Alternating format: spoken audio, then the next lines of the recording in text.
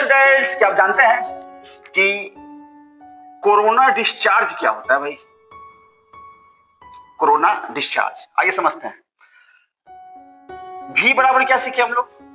Q by 4 pi epsilon not R। हाँ कि ना? पोटेंशियल V बराबर R से गुना कीजिए, R से भाग कीजिए, तो V बराबर क्या लिख सकते हैं? Q by 4 pi R square into R by epsilon not.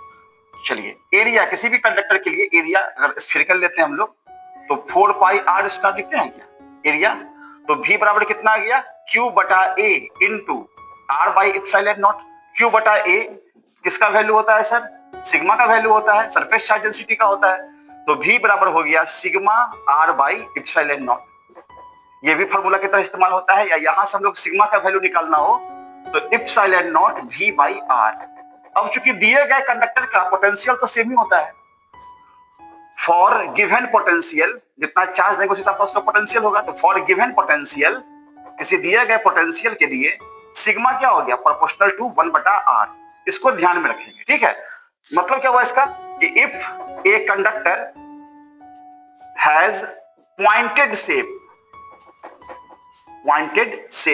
then the surface charge density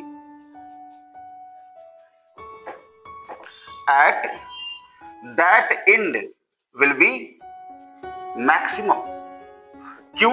क्योंकि पॉइंटेड एंड के पास तो रेडियस कम है ना, और रेडियस कम होगा तो सरफेस चार्ज डेंसिटी क्या होगा? ज्यादा होगा। मतलब क्या हो गया कि अगर अपने पास एक कंडक्टर हो तीखा किनारा वाला, कुछ इस टाइप से,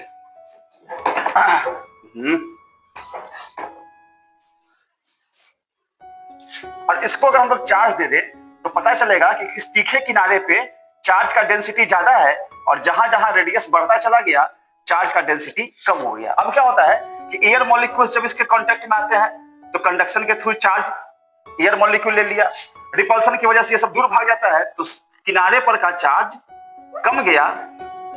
लेकिन लॉजिकली किनारे पर का चार्ज ज्यादा होना है तो बड़े वाले एरिया की तरफ से, बड़े वाले रेडियस की तरफ से चार्ज तीखे एंड पे आ जाता है, और ये प्रोसेस लगातार चलता जाएगा। ये प्रोसेस लगातार चलता जाएगा जब तक ये कंडक्टर डिस्चार्ज ना हो जाए। डिस्चार्जिंग के इसी प्रोसेस को हम लोग क्या बोलते हैं? Corona discharge. Got it? Thanks.